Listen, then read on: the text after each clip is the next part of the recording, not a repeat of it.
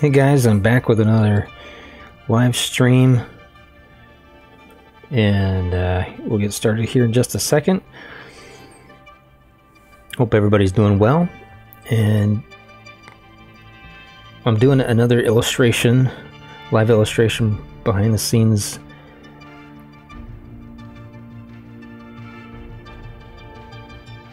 Just checking the stream out here, making sure everything's good. All right.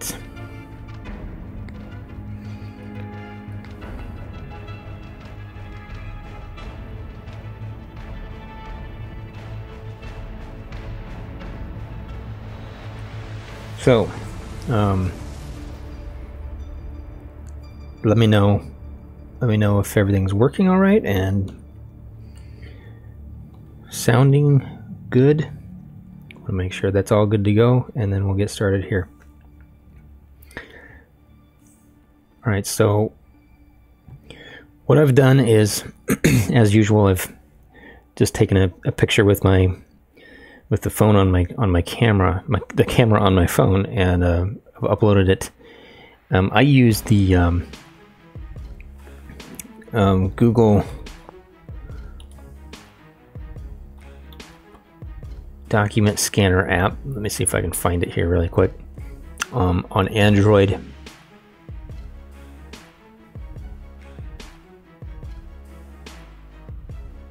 And let me see, scan documents with Google Drive, iPhone and iPad, Google Drive. That's not it. Just look it up on the Google Play Store, and you'll find it there.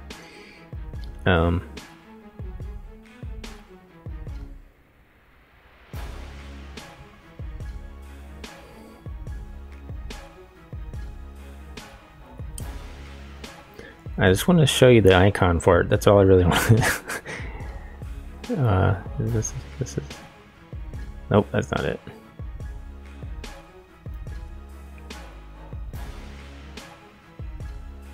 It's really easy to use. It's a camera, but it takes 4 pictures, and then automatically adjusts and crops it so it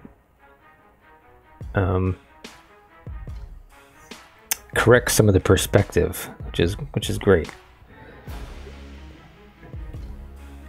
Photo scan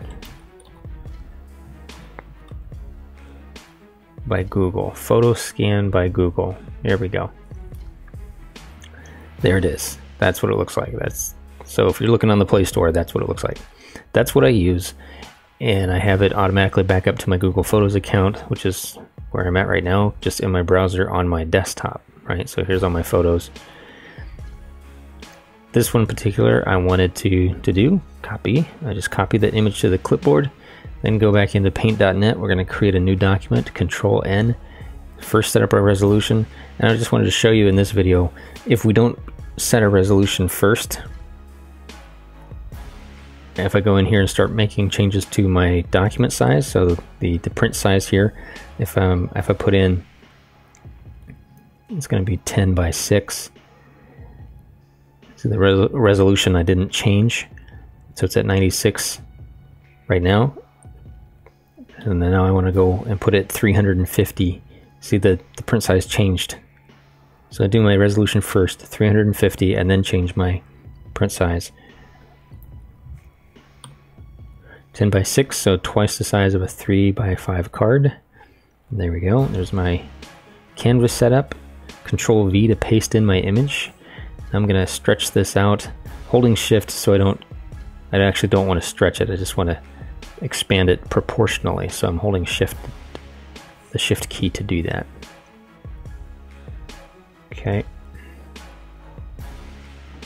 And I'm just gonna try to use as much of the canvas real estate as possible, just kind of where it feels like it's going to be large enough for the card. All right, and then this is on my background layer, and what I'm going to do is just double click on that, rename it Sketch. I always like starting with a sketch reference. Even if I do it digitally, I'll do one layer, and that'll be my sketch layer, just because I sometimes interesting things will happen when I'm just when I feel like I'm just doodling, it's not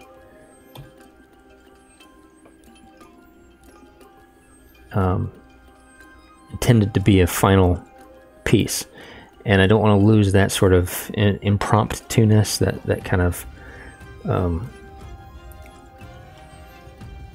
off the cuff feel.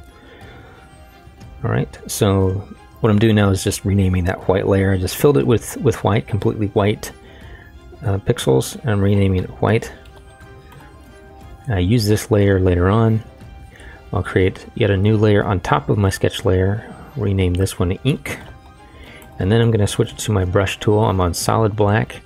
I've got an 8 pixel brush. Let me just zoom in on this for you. All right, so my brush width, which has got a little drop down menu, I have it on 8 pixels. Hardness is all the way up, but that doesn't really matter because I have my anti-aliasing turned off or disabled. So when I zoom in like this, you'll see what that line looks like. There it is. And you see it's about the width of the sketch that I imported. All right. And I'm going to make some changes actually on this guy. And in fact, I'm going to do that in the sketch layer just so that I'm going to use the lasso tool and just move some of this over. It's really going to jack up my reference, but this is just for reference. So all right, I'm gonna kind of play with this because I didn't like how pointy his head was, so I'm gonna mess with this just a little bit, round it out, something like that. Okay, and I did that on my sketch layer. So now back to my inks. Since that's just reference anyways, it doesn't really matter. Just using that as a guide to give myself some kind of an idea, sort of to remind myself of what I drew earlier. So I'm not coming up with the concept usually on the screen. I usually do that on paper and just do a rough sketch. Outline it in pen, use that photo scan app to get it photographed and into the cloud so that when I do come back to the computer, it's all ready for me to go. But you can also see I'm making changes. I'm choosing different lines or creating new ones.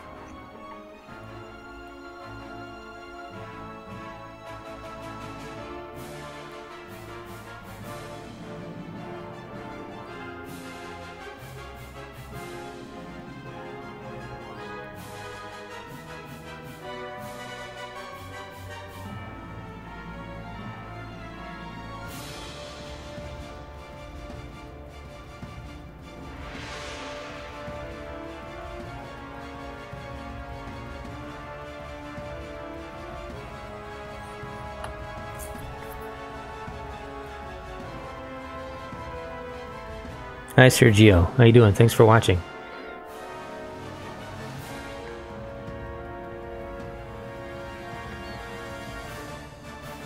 Can you hear me okay?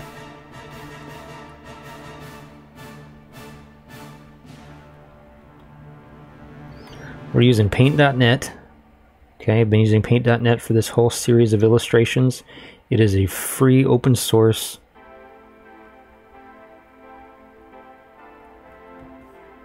image editing and drawing program for Windows. There are Linux and Mac alternatives for this. Pinta is a really good one. It's essentially the same program. It may use different plugins, I don't know, but I'm not using anything other than what you get when you download paint.net off their site, which is getpaint.net. You'll see that in the description on this video.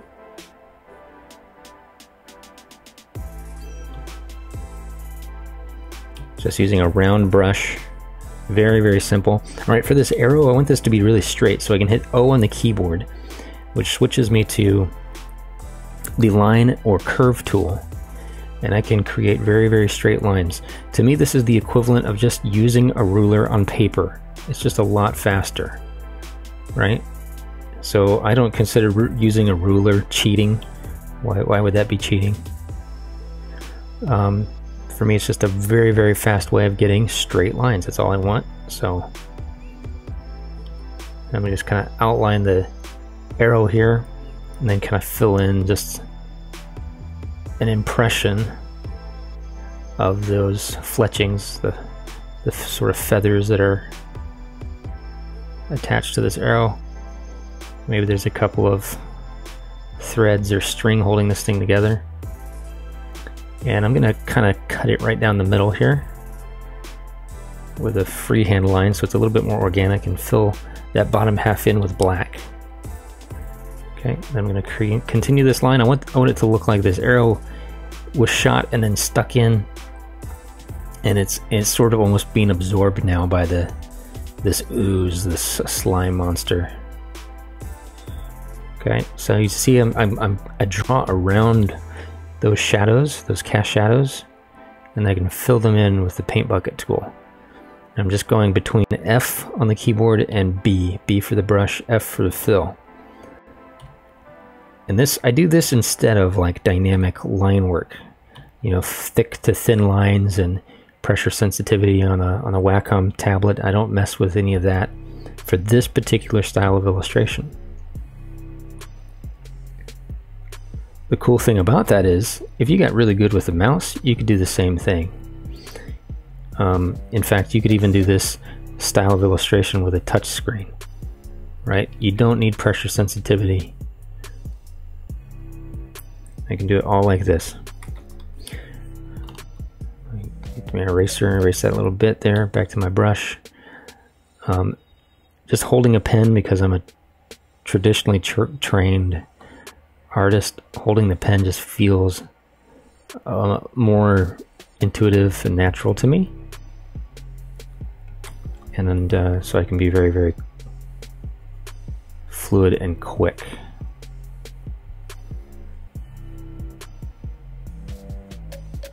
We've got this mouth that is actually almost connected, these like little strings of slime between it. Right? So his eye here is kind of foreshortened because it's wrapping around this side of his body. I'll fill both of those in because they're just gaping holes in this slime monster.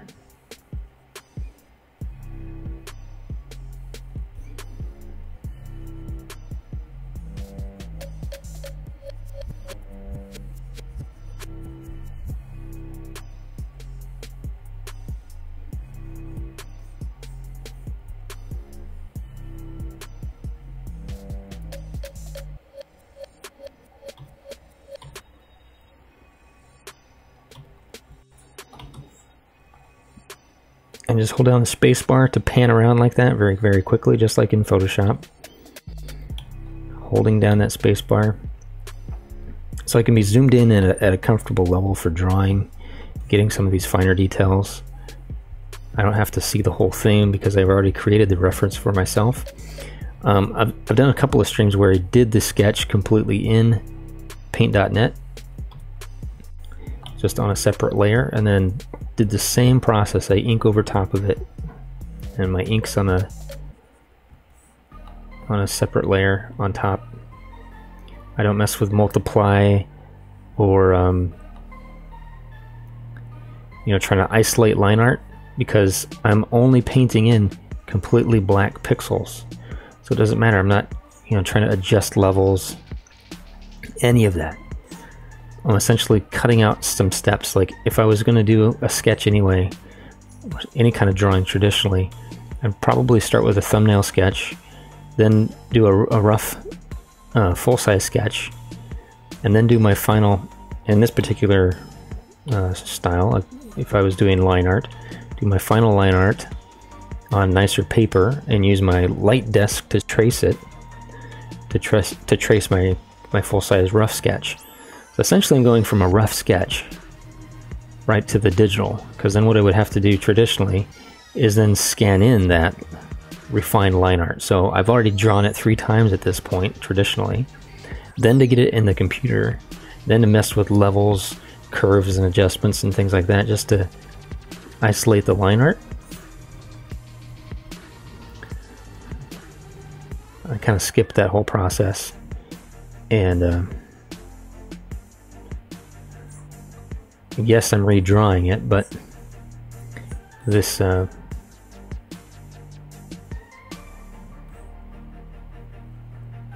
me, this level of refinement is also part of, like, I'm making decisions at the same time as to what lines I'm going to keep and what lines I'm not going to keep, and by having at least one stage of refining, I feel like I'm able to maybe make better decisions the second time around. The initial time I draw it, like this sketch for example, I just rely on my intuition and what feels right. When I'm refining it at this stage, I can think more about, you know, the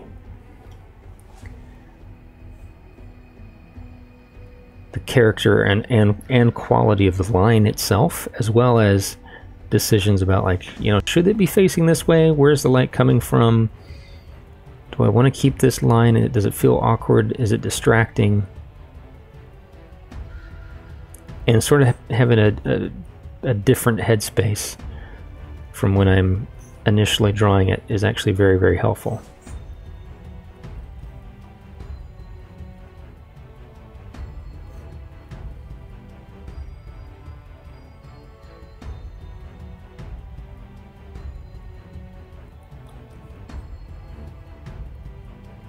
And if you guys have seen any of my other streams, you know that I don't like things to be perfect. I like to have that little wobble. I like things to look organic and hand-drawn. And I don't want it to look, I don't want to have something distracting. Like if it's pointing out as a mistake that's glaring, like this sword is all kind of wonky. So I need to clean this up for my sketch. I'm going to start with the blade. Again, using the curve tool, O on the keyboard. And I want to make sure that this is actually more symmetrical and straight. So I can use the this curve tool here. You can see I can bend it even. Isn't that nice? So I can get a really nice curve and make sure that the blade is actually centered, because drawing a slime, you can get away with a lot, you know, of just sort of winging things and it not necessarily being realistic, but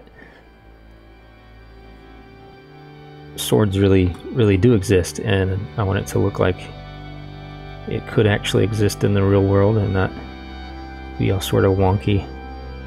Right? So that's a little bit better already.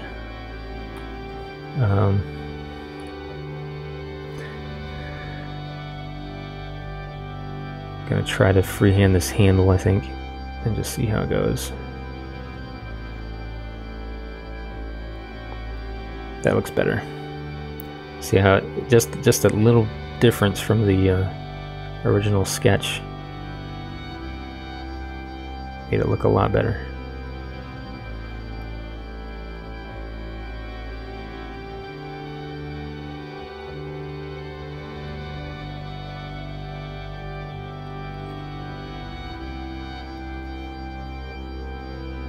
Ooh, I actually like this sort of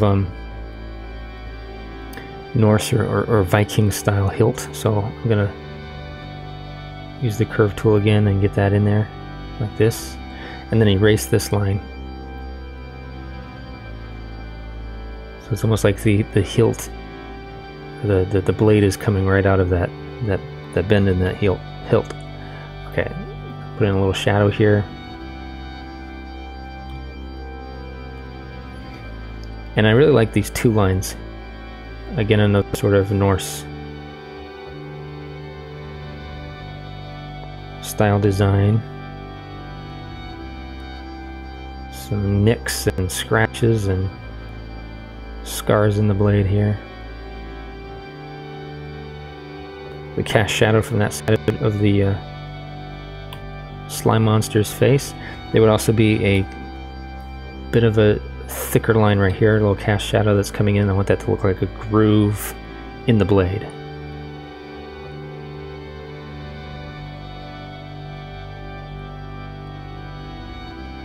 All right, so there we go. From the sketch, not only is it bad quality as far as the resolution and the photo, and you can see the paper texture and things like that, but it's also a better drawing. When I zoom out, there it is. Much better. Okay, put in a few more shadows here.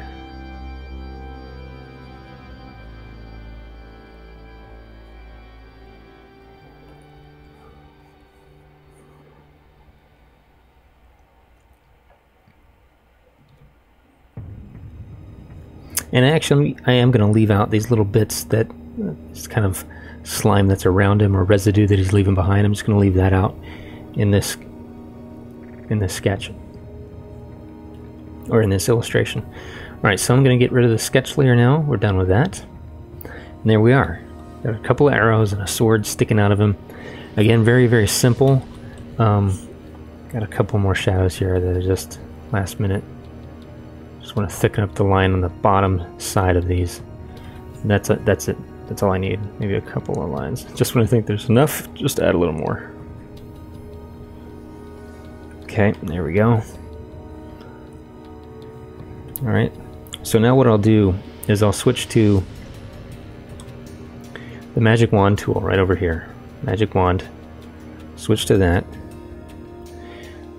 And I'm on the ink layer. I'm going to select everything around my subject. Okay, so I've got everything but the slime selected. Control I is going to invert that selection, and then Control Shift X will crop my canvas to the selection as well as all of the layers. And so you can see what that happened. What happened here with that white layer. I can now select that. And I'm going to keep that selected now for a while. I'm going to duplicate the white layer, and this is going to become my color layer. And while we're at it, let's go ahead and save this document. It's going to be slime 02. So I already did one earlier. Okay, and let's just get right into coloring. Okay, let's try to let's go quickly here. I'm going to make this maybe a little bit different green color than my last one. A little more olive green or lime green. All right, so now I'm on my color layer. I've got the marching ants around my selection. I've got the whole thing colored in green. I've got a color in my palette here that I use for anything that's metal or steel. And all I'm going to do is, it doesn't look like I'm doing anything, but what I'm doing is just drawing a line. Let me turn off my ink layer so you can see. I'm drawing a line between the seams of these, where these colors are touching, and then I can just quickly switch to the fill bucket tool and flood fill it in. All right, so that's all the metal. I have one here for like a bronze or copper color. And make sure you hit enter after you use the paint bucket. Yeah, the paint bucket tool. I'm still getting used to this. It's actually a feature in Paint.net. If I fill this in, I can still go in. You see there's like this little indicator where the fill is.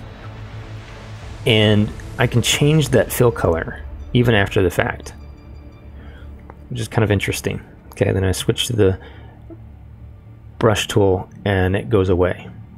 So I'm just dividing this section, F on the keyboard. Before I change colors, go back to the brush. The strap here is going to be leather, so I've got a color here for leather.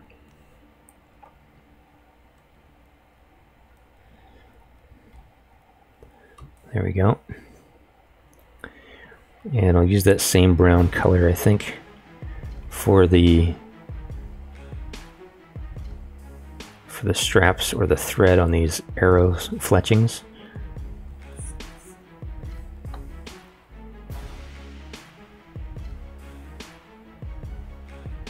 So I don't have to color in the whole thing just with this brush, but what I really like about this technique is I'm not switching back and forth from a lot of tools.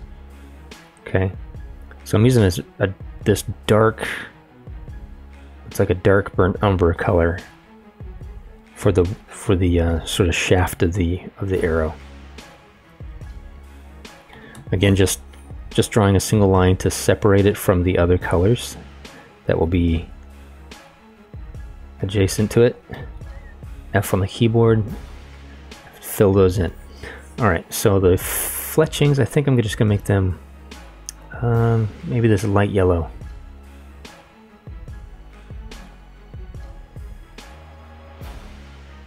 Okay, so just drawing a single line here.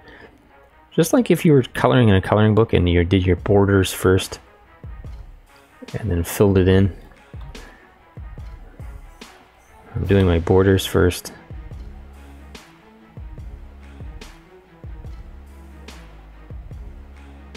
And then filling it in. Cool.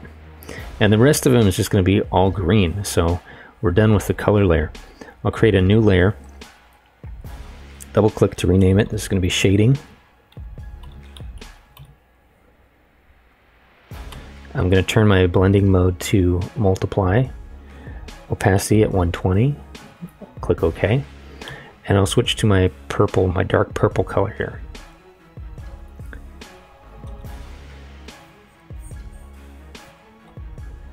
And I really wanted you to see how this purple color will affect multiple colors. And to me, it's just a really fascinating and pleasing way. So I'm using this purple on multiply.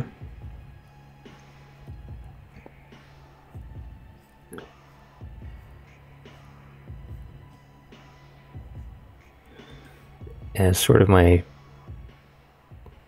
basic shadow color, and it goes over everything. Again, I'm not going in and, you know, painstakingly finding darker shades of these colors, any of that. I just choose a color. In this case it's purple because I like my shadows to have a little bit of a cool hue to them. And blues and purples, those are more on the cold spectrum. Cool colors seem to recede or go away from you. Warmer colors have the effect of feeling closer. Again, I'm just making these shapes that I fill in.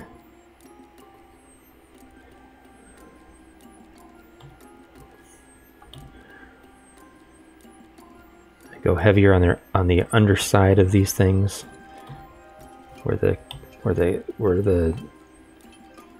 effect is that these blobs sort of exist in 3D space and they're popping out away from the surface of this slime, almost in like layers of gelatin textured ick.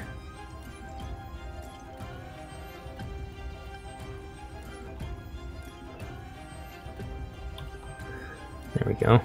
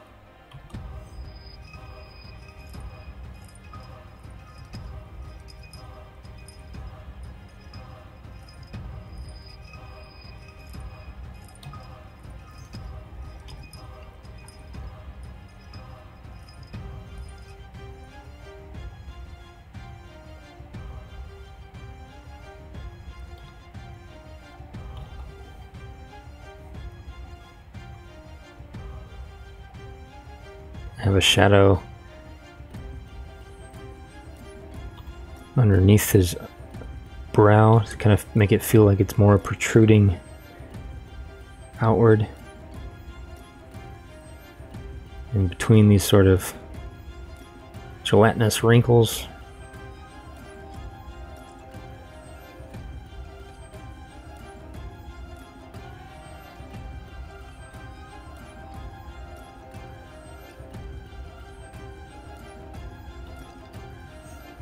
Okay.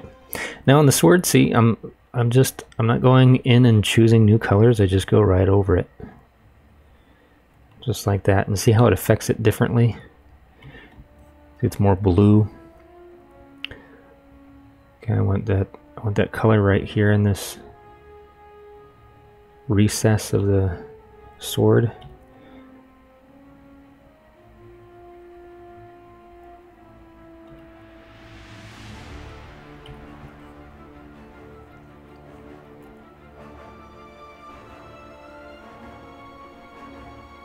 On the underside of the hilt, and then it'll be on this side as it comes down like this.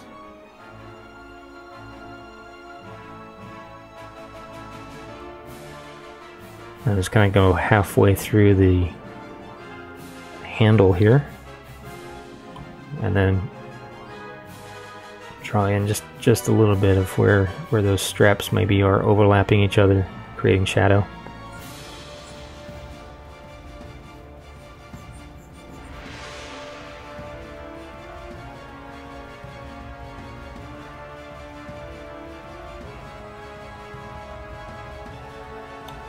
There we go.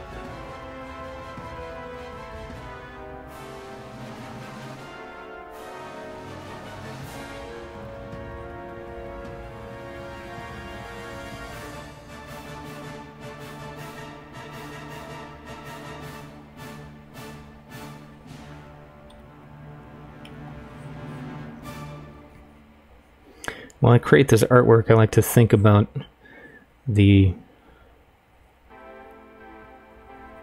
creature, in this case, this monster, and how it's going to work with the game.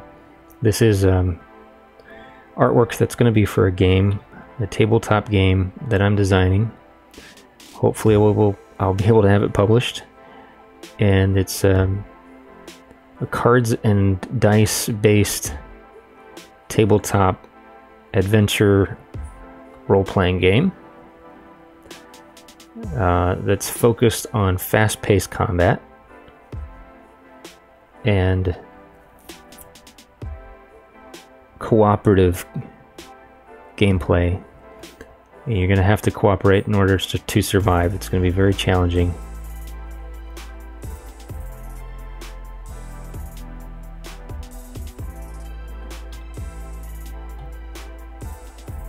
And definitely more of a low fantasy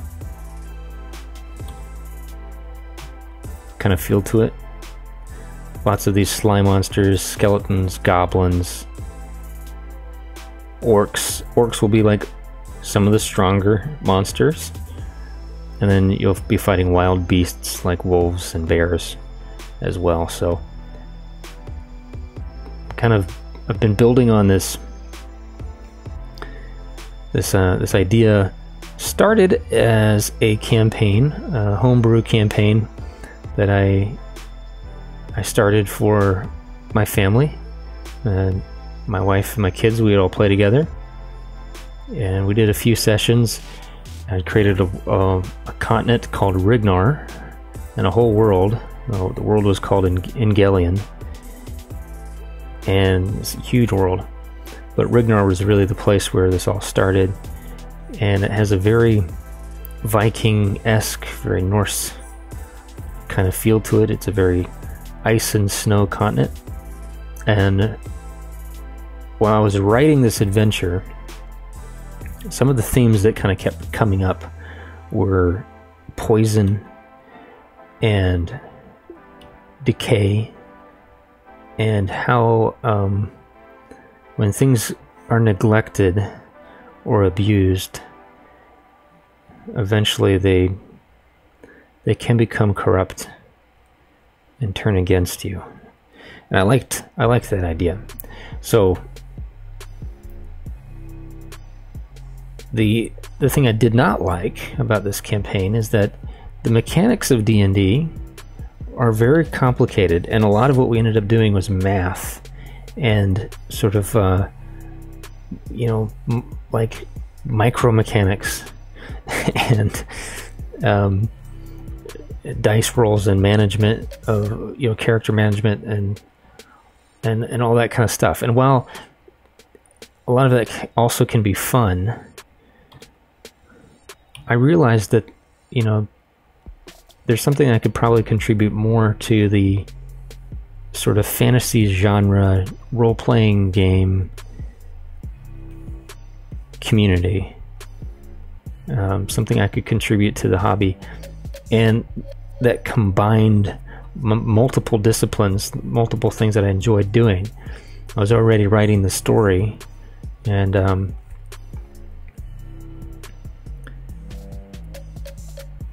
I've been illustrating and doing artwork and design for years, and so I thought, you know what, I could create a card-based game that made, like, you got the satisfaction of an adventure, and sort of the danger and the thrill that comes with battling monsters, but you can do it a lot faster and actually have a lot more time at the table where,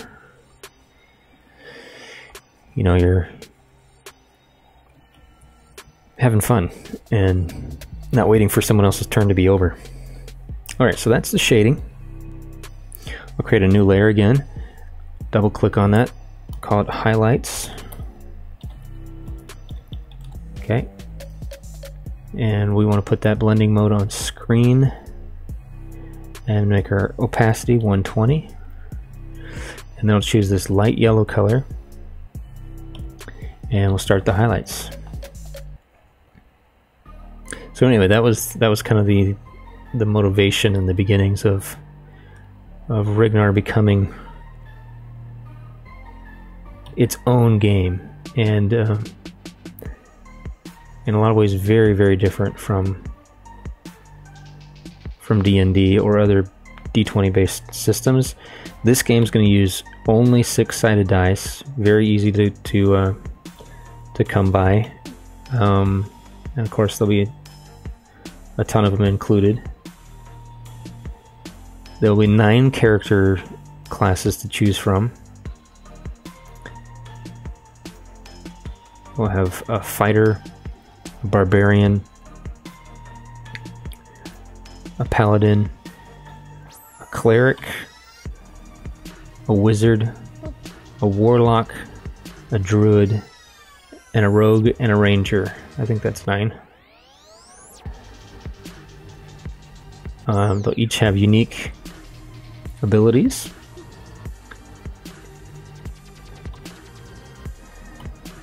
And items they can use. And the adventure will be dictated by the cards. So there are monster cards, there's trap cards, but essentially it's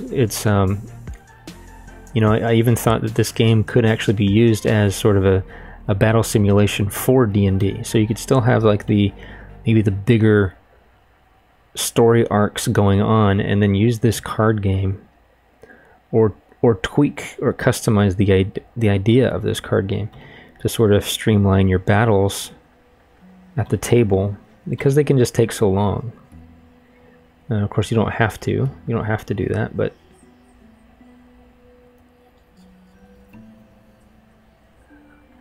I think that the fast-pacedness of the game, at least what its intention is to be fast-paced, and the artwork is really going to make this a lot of fun to play.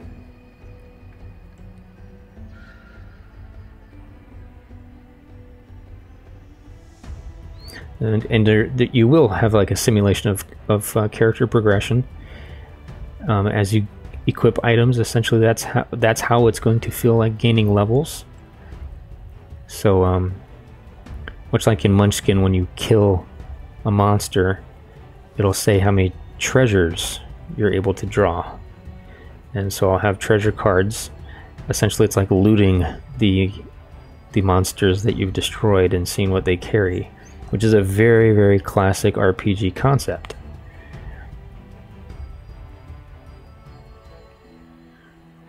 So there are definitely other influences that I'm pulling from. The early Final Fantasy games I was introduced to as a teenager. Final Fantasy IV, probably one of the most influential role-playing games of my life, because it sort of introduced me to the concept of role-playing games in a video game form, obviously. But I played that before I played any pen and paper games like D&D. And my brother, actually, when he was a teenager, he invented a game called Blue Labyrinth, which was a D20 system RPG. Again, very, very sort of streamlined from what D&D is, especially now, but I think maybe then they were on like 2nd or 3rd edition. And so we took the concept and sort of wove into it a lot of the other things, that very Tolkien inspired concepts and creatures, as well as, you know, other games that sort of influenced me and my brothers as a kid. Fairy Tale for the Sega Genesis, Might and Magic, Lands of Lore on PC, all really, really good games, and just had a certain kind of feel. And so I wanted this also to sort of be a nod to some of those things, and even if it's just for myself to kind of feel nostalgic about playing some of these, like, sort of more classic, old school fantasy type games, where, you know, it's really, really clear, you know, what is a monster, what's the bad guy, what's the goal, you know, collecting loot, becoming more powerful as a character, and honestly just trying to survive and not die, keeping your friends alive, reviving them if you can when they go down, like that kind of stuff. You know, the stakes are high when there's not a lot to lose. You don't have much. There's not tons of things everywhere. There's only one of something. And if you lose your plus one greatsword, that could be the game. So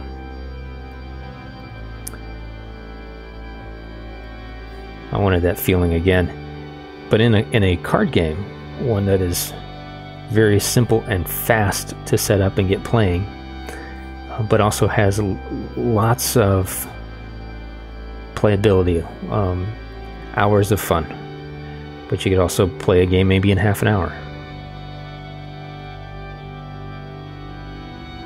Sort of up to the group of players, how they want to play.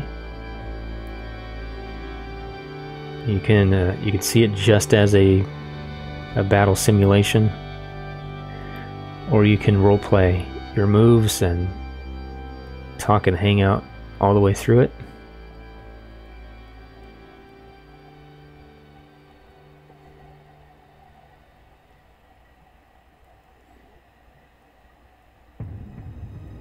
So just like I did the shadows, I'm using this highlight color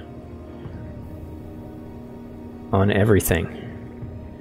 And you can see it's warmer, and I like the yellow rather than white, because white just feels washed out to me when it's the only highlight color. Yellow's warmer. It's got more red in it. It's got more, you know, obviously it's got It's got more yellow in it. It's closer to red. And it just feels like it's warmer. Okay, so, and warmer means closer to you, so using that for highlights makes a lot of sense. I'll create a new layer, and I'm going to call this Shines. And this is just going to be at full opacity. And I'm just going to go with pure white, because on the slime, I'm going to give it some of these really, really glossy, bright highlights. Especially on, you know, where the slime here sort of just builds up and creates these kind of beads of ooze. I want this thing to feel wet and goopy.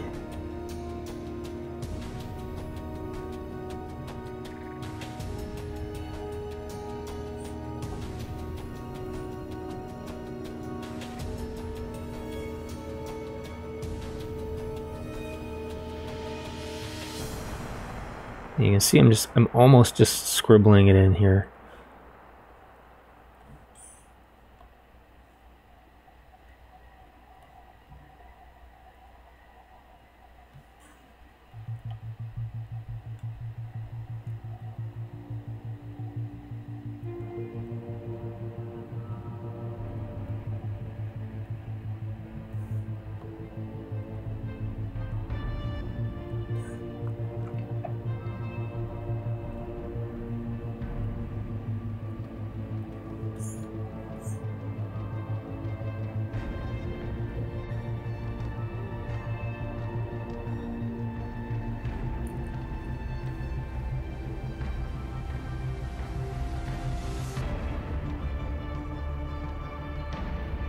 I have a big one right up here at the top where most of the light's going to be hitting him.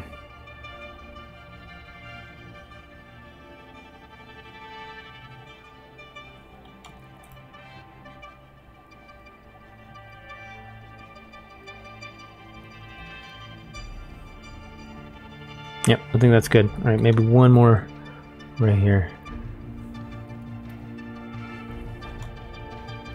Alright, and that's it. That looks very slimy, very sludgy, very disgusting. It's a very simple process of illustrating. You see I put maybe a couple of shines here. Put a highlight on the bottom of these, you know, like where his mouth is, these like, because I want them to look like holes, you know, where they like these strings of ooze that are kind of coming through here. And connecting it almost. Okay, maybe one more shine right there. Alright, I better stop because I don't want to overdo it. Go ahead and save this. And then I will Control S to save as. I'm going to save this as a PNG. I'll call it Slime02 color.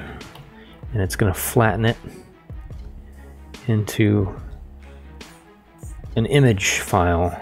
So all those layers, it's going to put them all together into a PNG. That looks good. It's going to say, do you want to flatten it? Yes, I want to flatten it. But I'm going to immediately push Control Z to undo it. Right? Just in case I don't want to accidentally press Control S and save over it and lose all my layers in the paint.net file. Alright, so now I've got this slime monster and I've got this slime monster. So there's two slime monsters done. See, this one's a little more saturated, brighter green.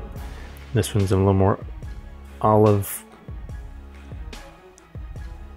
I've got the weapons and arrows sticking out of it. There we go.